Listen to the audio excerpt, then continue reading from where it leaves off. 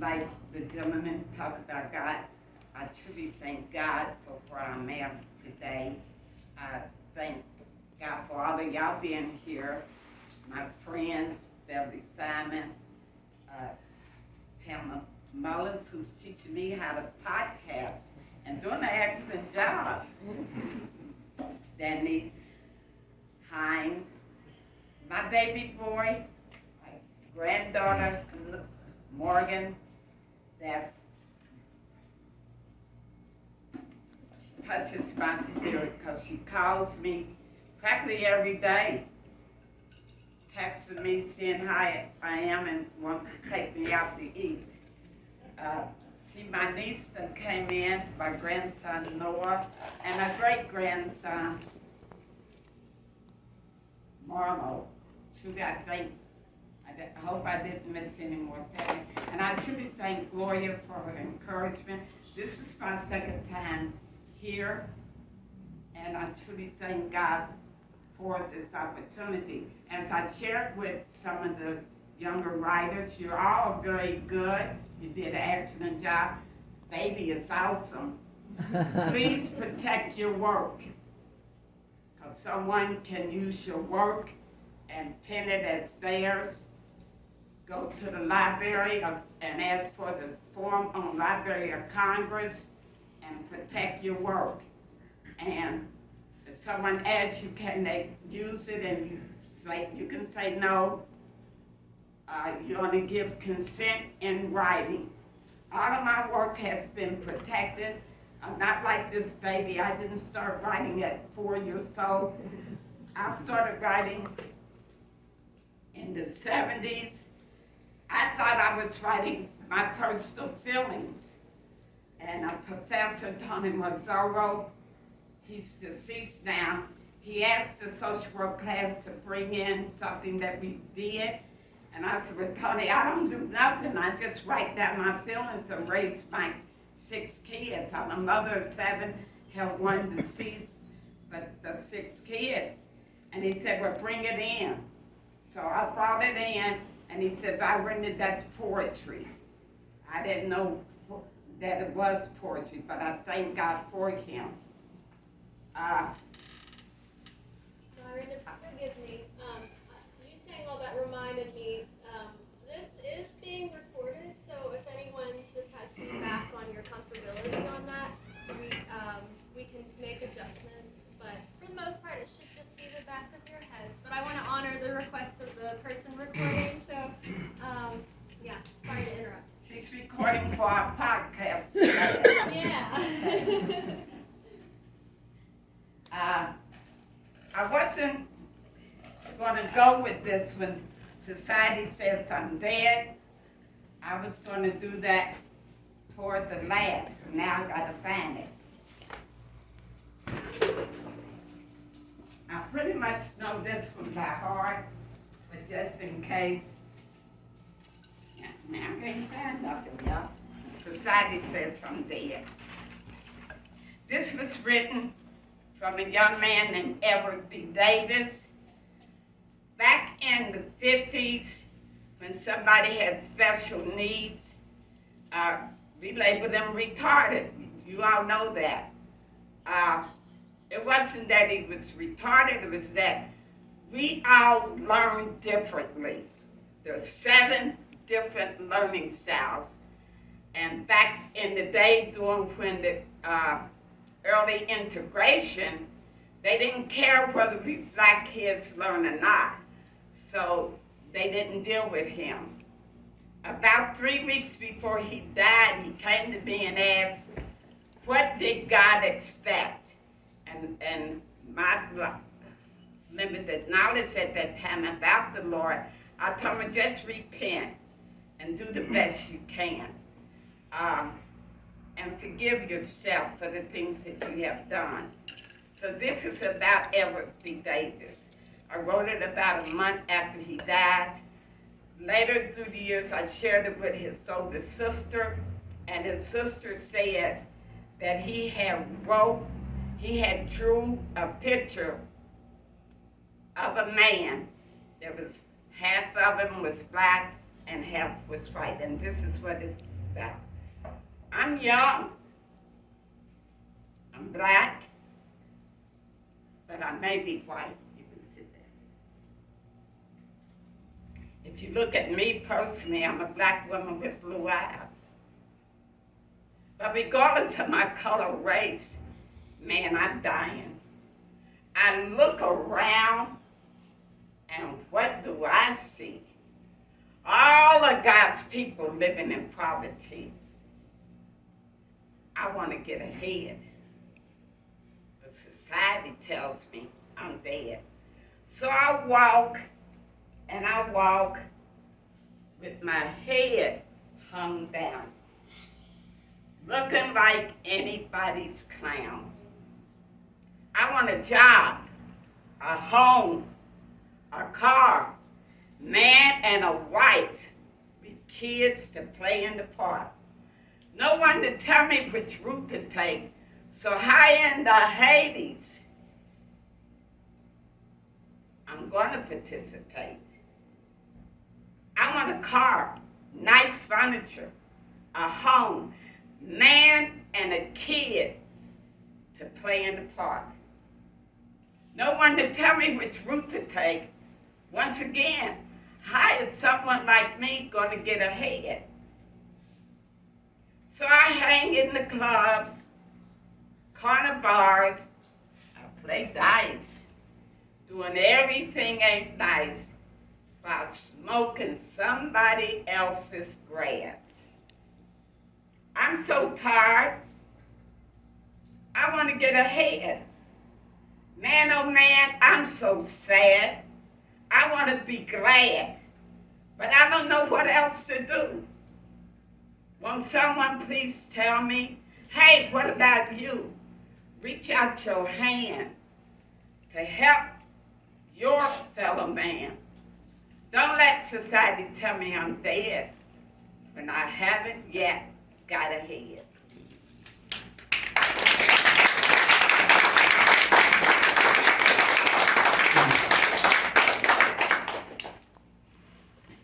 This is entitled Identity. It's written May 15, 1981. Come down off of that high, mighty cloud. Float smoothly into the breeze with yourself.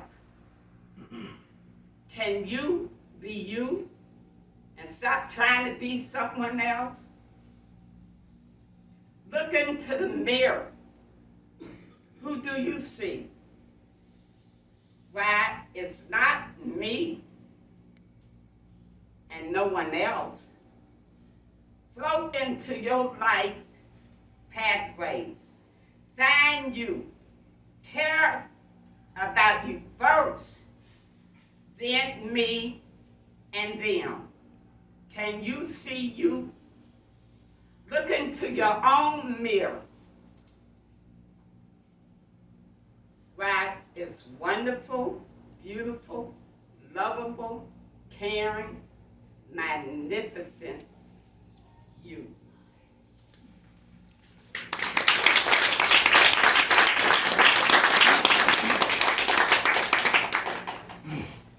Have anybody know anybody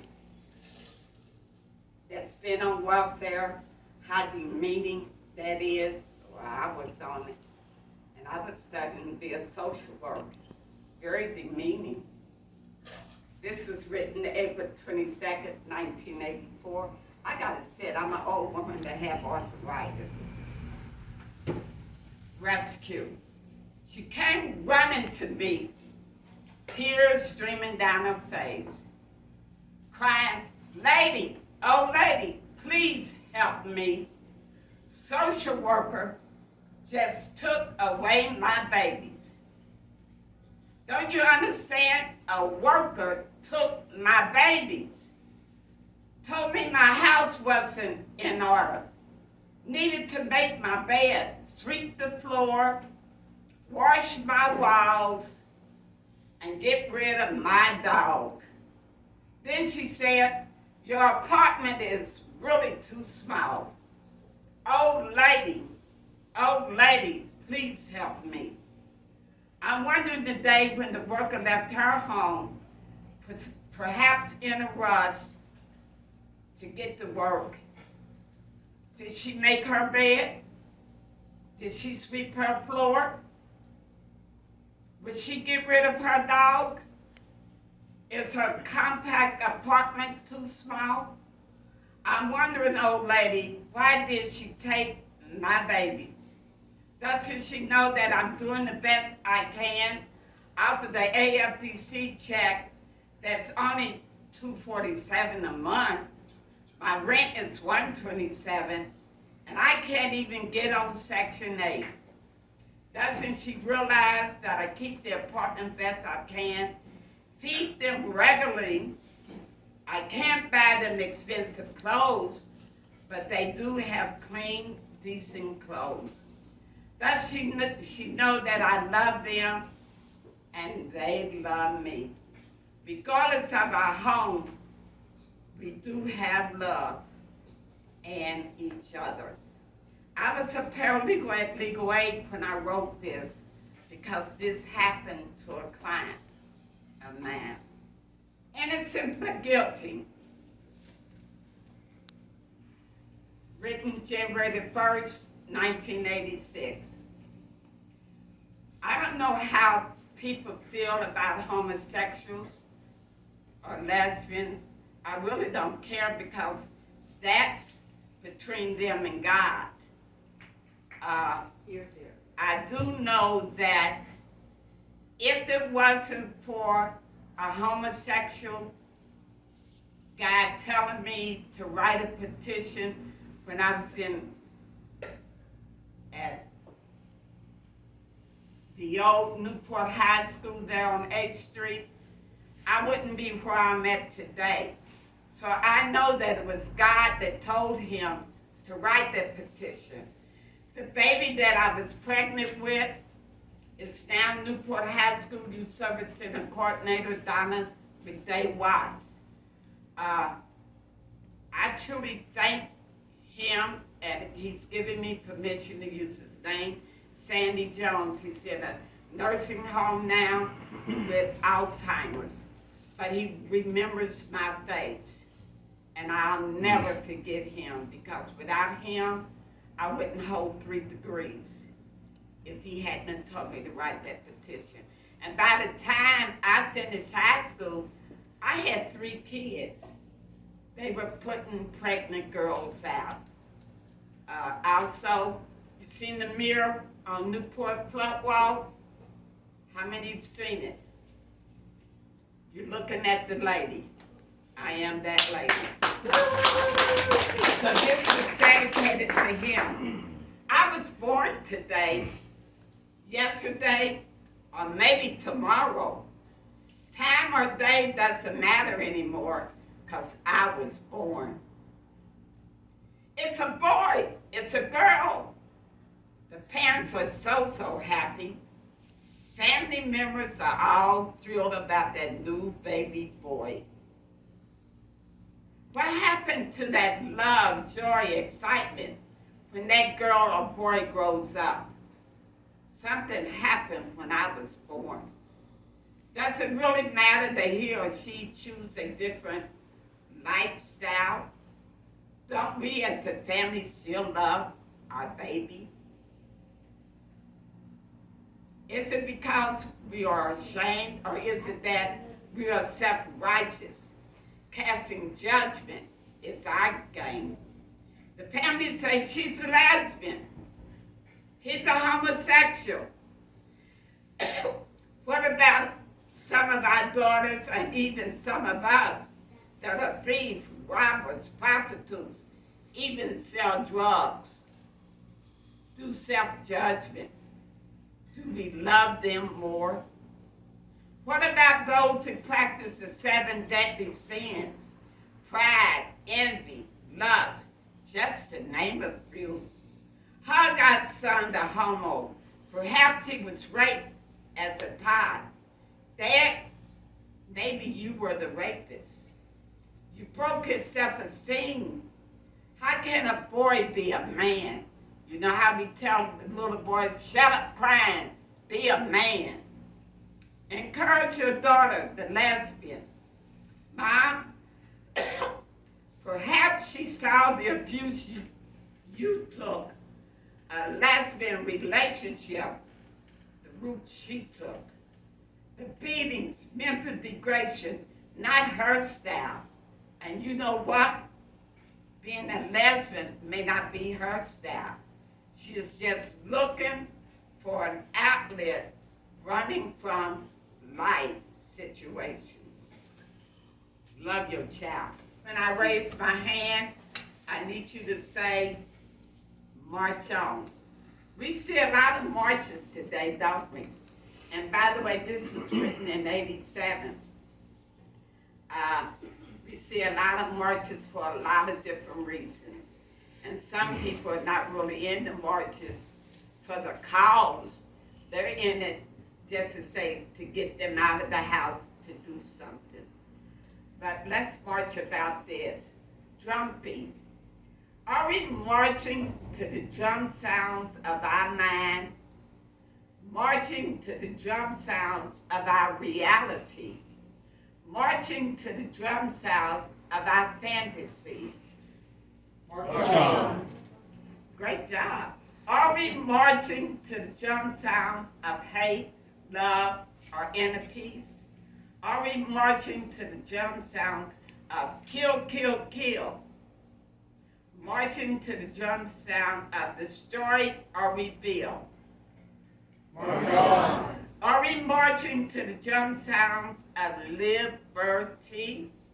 Marching to the drum sounds of Christianity? Marching to the drum sound of satanic worship? Are we marching to the drum sounds of our mind? Marching to the drum sounds of love, peace, kinship? March on.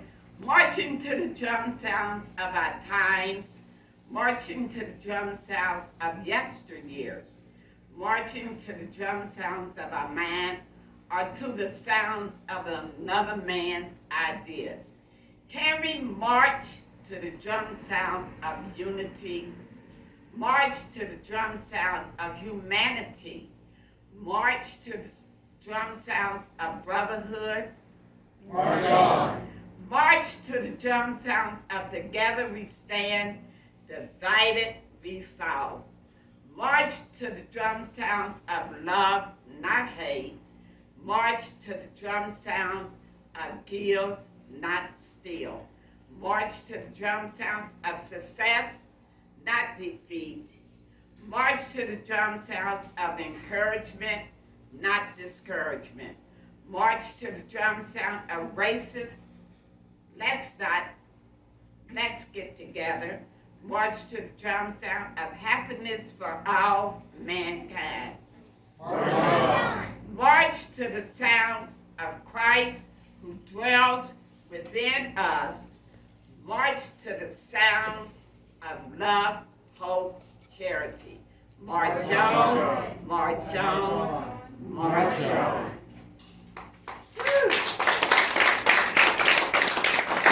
This is where I think we are today. And I think I'm gonna make this last one. I'm getting tired. And I have got some more.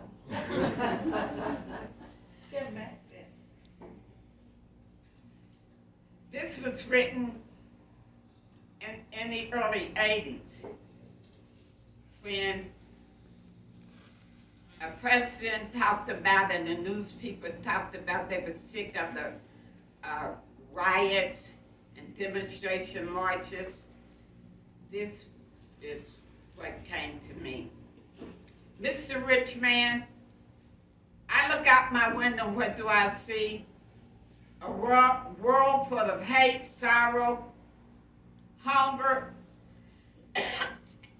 excuse me, and the poor and black woman equality. Rich man, sitting on your precious hill, please tell me how you're gonna tell them to be still. You will not tolerate no fights, demonstration marches, and definitely no riots. Because you want nothing but peace in the old democratic way. For remember one thing, poor man, and be thankful to God, you are free. Mr. Rich Man, please tell me your definition of free. If living in fear, you're hungry, and some rats consider free. You're living with rats. Do you consider that free? Why did a peaceful man have to die while still in his prime? He had a dream that all people one day would truly say, free at last, free at last. Thank God Almighty, we're free at last. To me, we won't be free until Jesus Christ comes back and take us with him. My mind is telling me to do one more, and it's entitled True Eyesight. My advisor, one of my advisors at NKU was a blind lady, Dr. Jane Dotson. She was a clinical psychologist, Caucasian lady, and she was blind. She knew every student, and it fascinated me. She knew us by the sound of our walk. And I said, girl, you ain't blind. You can see us, but she couldn't see. She is the one that I tell Pam and everyone, I keep everything because of her. She told me, she said, Virinda, you're black, and white man's gonna always let you know you're black. You're gonna do things, great things down the road, and nobody's gonna believe you do it.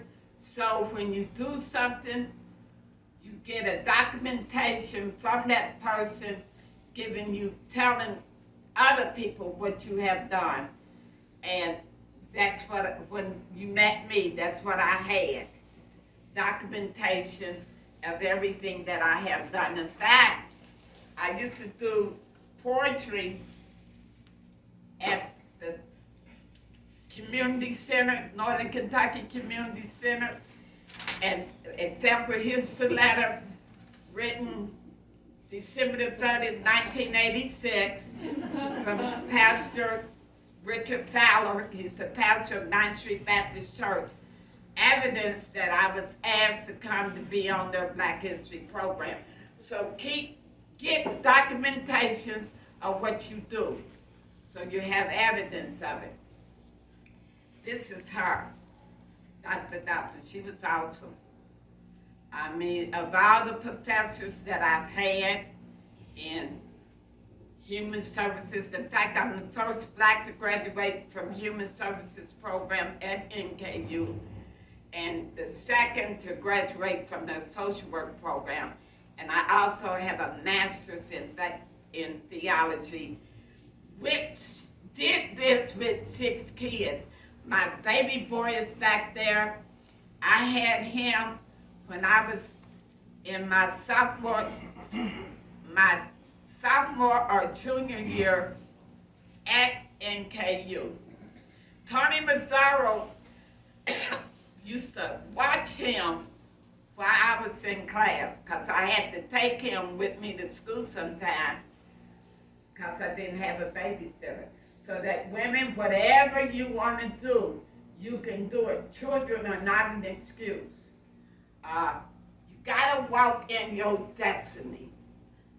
There was people trying to get me to publish my book. I'm gonna talk with this man back in the day, and it wasn't time. It's time now. True eyesight. You have never seen a summer day, not even a winter snowflake, the sun shining in the sky, or the night's beautiful moonlight. You have never seen a rainbow in God's sky, or a flock of birds going bye-bye. You have never seen a morning sunset.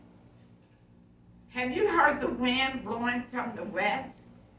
You will never see a newborn baby or a pretty parade. Even though you can't see, I believe you see things far prettier than these. You see who's true blue or really who is really a fool. And the Bible tells you call no man a fool. You see deep within the physical appearance, which is more important to men. You see hurt, hunger, and pain. You can tell who is struggling and has a lot to gain. You can see in my hands whether I work hard or I want an easy handout. You can see in my smile if it's genuine or just a frown. Oh, they say you're blind, Dr. Dodson. But I'm praying every day for your type of eyesight. May God bless you and thank you.